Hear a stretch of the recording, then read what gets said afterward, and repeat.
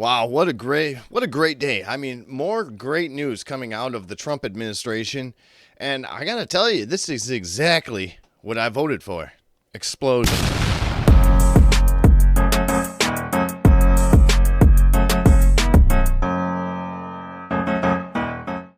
Yeah, what a great day. I mean, I'm always proud to be an American, but today I'm especially proud. As you can see, I got my party shirt on. Later on, I'm gonna throw on my "Make America Great" hat, and I'm gonna run around the neighborhood.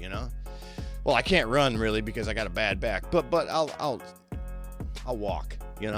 But yeah, what a great day. I mean, everything that's coming out of this Trump administration is outstanding for Americans, and I can't wait to see how MSNBC and CNN is gonna spin it to seem like all of this, the tariffs that are being reduced so that we can negotiate a better deal with China, pharmaceutical companies having to reduce their prices and make it more even for the rest of the world.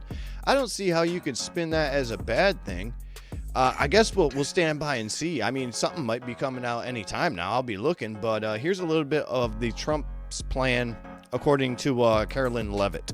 Just mentioning, there's probably 7 major stories. I know I'm going to disappoint somebody by not bringing it up. First off, your reaction, and what could you tell us about the China deal that has tariffs dropping from 145, 125 respectively to 30 and 10? This is an extraordinary first step in the right direction. And thanks to the strength of President Trump, Secretary Bessent and Ambassador Greer were able to cut this initial deal with China. China agreed to reduce their tariffs on the United States by 115%. They also agreed to continue having discussions about opening Chinese markets to American-made products and goods. And they also agreed to continue seriously discussing the grave impact that Chinese-produced fentanyl is having right here in the United States and our people. So this is a great first step for the American public, and Secretary Bessent, Ambassador Greer, and of course President Trump will continue negotiations with China so we can hopefully inevitably get to a fair and comprehensive big trade deal. Yeah, outstanding work by the Trump administration. And like AOC said, this with the tariffs, she's like, this is a constitutional crisis and nobody voted for it. Everybody that voted for Trump knew that tariffs were coming. He literally said that in when he was campaigning for president, right? We knew that tariffs were coming, and as people who suffered through the Biden administration, we got no warning whatsoever that inflation was going to be just astronomical, right? Trump warned us from the get-go. He said this could have a short-term effect on the economy in a bad way, right? And we're like, okay, I understand this. I know this, that we're going to have to pinch our pennies a little bit more, right? But we knew that there was probably, more than likely, going to be a long-term good solution to what the tariffs meant, right? Tariffs weren't supposed to be there always and forever. We knew this. We knew that tariffs were put there as a negotiation tactic, right? If you do nothing, nothing changes, right? The only thing that can happen with change is change, period. Do you know yet, Caroline, if they're going to unfreeze their rare earth and the magnets that we use for our technical equipment as well as our military equipment? I do understand that was part of the discussion, but I also know that the administration is working overtime 24/7 with a dedicated team to onshore that very critical supply chain here at home. We need to be producing those magnets, those rare earth minerals, and also look at pharmaceuticals, look at semiconductors. There are critical supply chains that we have been dependent on other countries for far too long. So while we continue to negotiate these good and fair trade deals, we will also continue to boost our domestic manufacturing here at home to strengthen our national security. All right, so we got the UK deal, the framework for a China deal. Is there another deal queued up, ready to go today before you leave? Well, look, we told you the next 100 days would consist of peace deals and trade deals, and that's exactly what we have seen. The president announced last week the big trade deal with the UK, as you mentioned. Now we have a first deal with China. Just yesterday, the president announced the release of the last remaining American hostage in Gaza, Eden Alexander, who will soon be united with his loving family. God bless him. That's thanks to President Trump.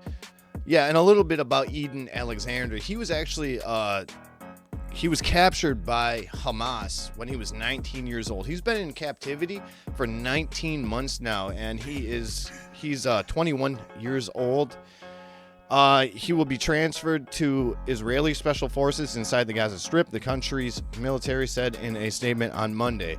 So, I mean, I can't imagine the psychological trauma that this young man has gone through, knowing that he's Israeli and knowing how Hamas feels about Jewish people.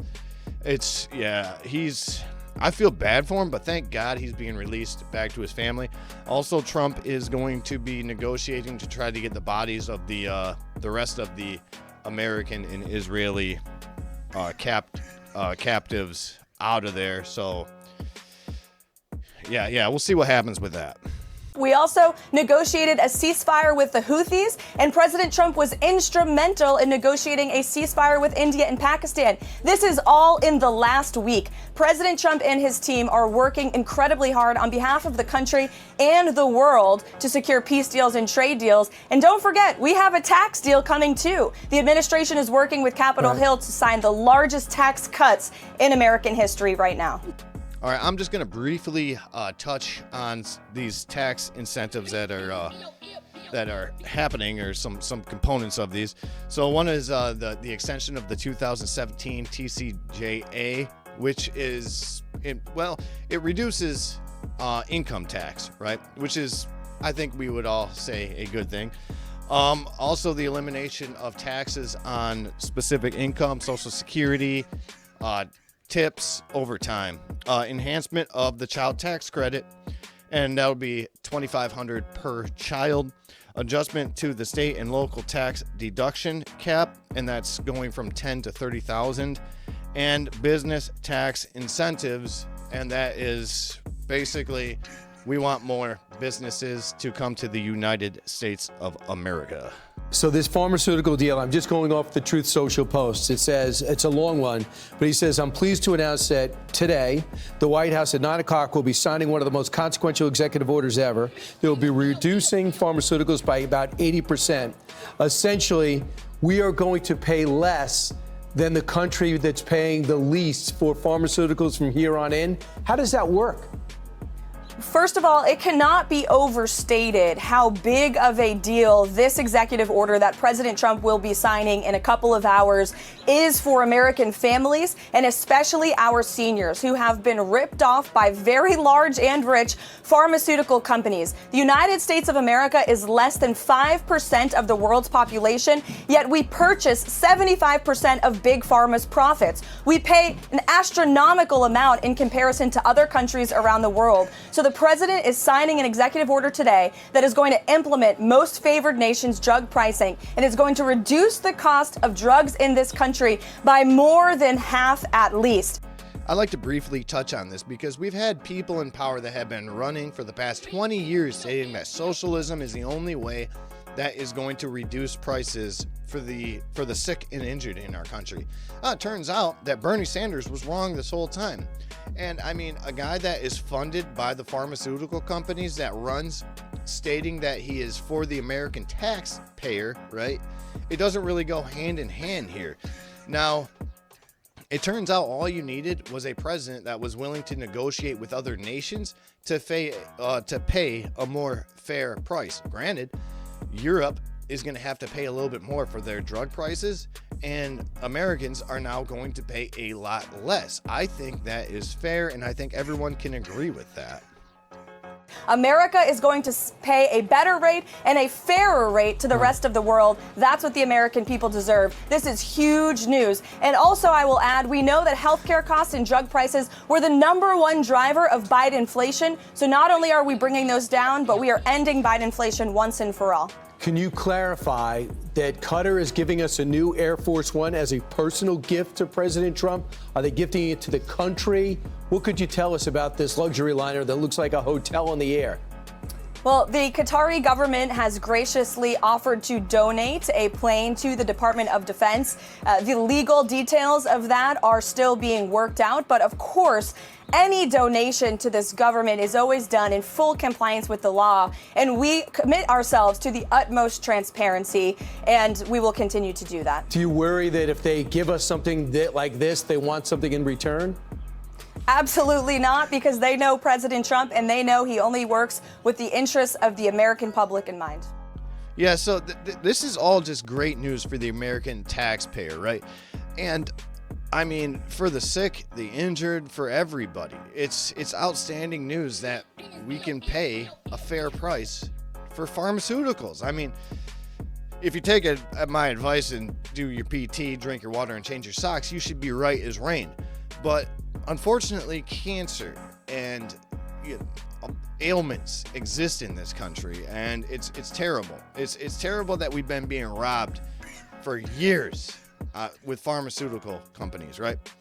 Now, of everything that was covered, from the tariffs to the trade deals to the pharmaceutical companies to the tax breaks, CNN is only covering one thing, and they're calling Trump the most dishonest president in history, right? And that's coming from a Democrat out of New York. I mean, you can't make this stuff up. And most of the time, you do need congressional approval to accept a gift, right? So we'll see what actually happens with this. Trump said he is going to accept the gift, and that's going to be he's not going to use it for his personal use, but it will be used as Air Force One, and then it will be retired to his library afterwards. So we'll see what happens with that. But of everything that was covered, CNN decides to cover the jet from Qatar. So yeah, it just shows you how left they are and how they will not cover anything that paints Donald Trump as a good president for us. So I mean, yeah, it's a shame. It is a shame.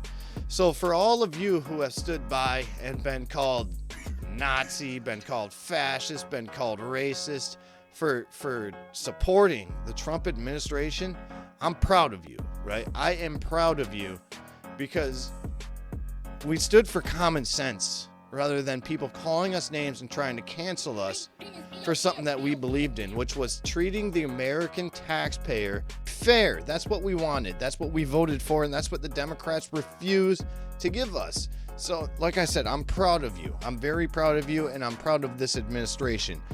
But that'll do it for me today. So, like I said, get out there, do some PT. It's beautiful outside. Drink some water, change your socks. Until next time, I'll talk to you. Bye.